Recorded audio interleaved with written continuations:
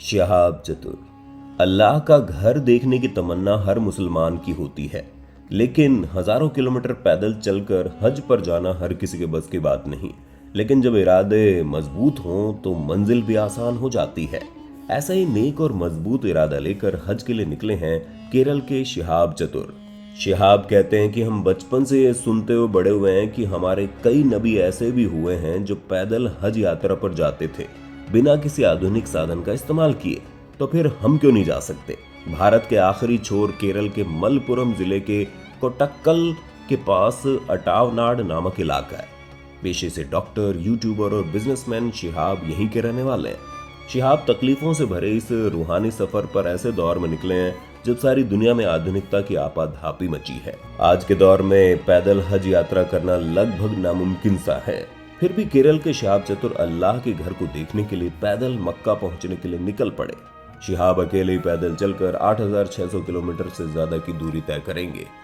Bharat, Pakistan, Iran, Iraq और Saudi अरब जैसे देशों का सफर करते हुए शिहाब 5 महीने बाद मतलब जून 2023 तक मक्का पहुंच जाएंगे।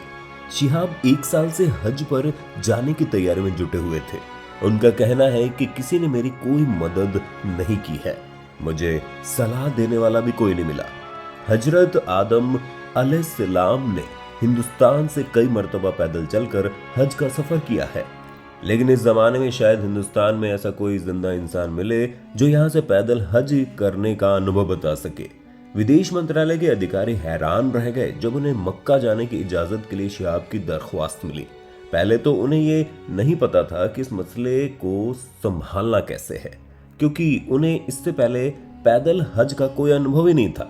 आखिर वो समय आ गया जब विदेश मंत्रालय ने शिहाब के पैदल सफर को हरी झंडी दे दी, लेकिन इसमें समय लगा 2 साल का। हज के लिए निकले शिहाब का देश के अलग अलग हिस्सों में कई जगहों पर हीरो की तरह स्वागत किया गया। कुछ मीडिया रिपोर्ट्स की माने तो शिहाब की इस यात्रा पर 70 लाख से 1 करोड़ रुपए तक का खर्च आने की उम्मीद है। अपनी इस पैदल हज यात्रा को सफल बनाने के लिए शिहाब ने भारत, पाकिस्तान, ईरान, इराक और सऊदी अरेबिया की सरकारों से पूरी प्रक्रिया को अपनाते हुए इजाजत ली है। भारत के अलग अलग राज्यों से गुजरते हुए उन्हें जो सिक्योरिटी और पुलिस कर्मी मिले उसका खर्चा भी स्वयं शिहाब ने ही अदा किया है।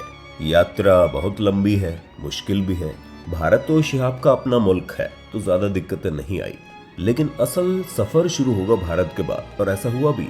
जून 2022 में अपनी यात्रा शुरू करने के बाद शिहाब अक्टूबर में वाघा बॉर्डर पहुंचे।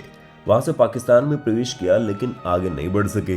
दरअसल शिहाब जब किसी भी नए देश में एंट्री करेंगे तो वहां उन्हें कुछ फॉर्मेलिटीज पूरी करनी होंगी, जैसे उस देश की सरकार की परमिशन आदि। जब वो वाघा बॉर्डर पहुंचे तो उन्होंने पाकिस्तान सरकार से उनके देश से गुजरने की परमिशन मांगी, लेकिन पाकिस्तान सरकार ने ये परमिशन देने में इतना समय लगा दिया कि उन्हें जब सऊदी अरब पहुंचना था तब वो वाघा बॉर्डर पर आगे बढ़ने की परमिशन का इंतजार कर रहे थे। जी हाँ, पाकिस्तान ने उन्हें 4 महीने और 9 दिन के बाद पाकिस्तान से होकर गुजरने की परमिशन दी। भला वो आफिया किंग स्कूल का जिसने उन्हें 3 दिन की जगह 4 महीने 9 दिन के लिए अपनी छत के नीचे पनाह दी। खैर, देर आयद दुरुस्त आयद। पूरे हिंदुस्तान की बेशुमार दुआओं के साथ शिहाब अब निकल चुके हैं अपनी आगे की यात्रा के लिए। पाकिस्तान में ईरान, ईरान से इराक, इराक से कुवैत और फिर मक्का।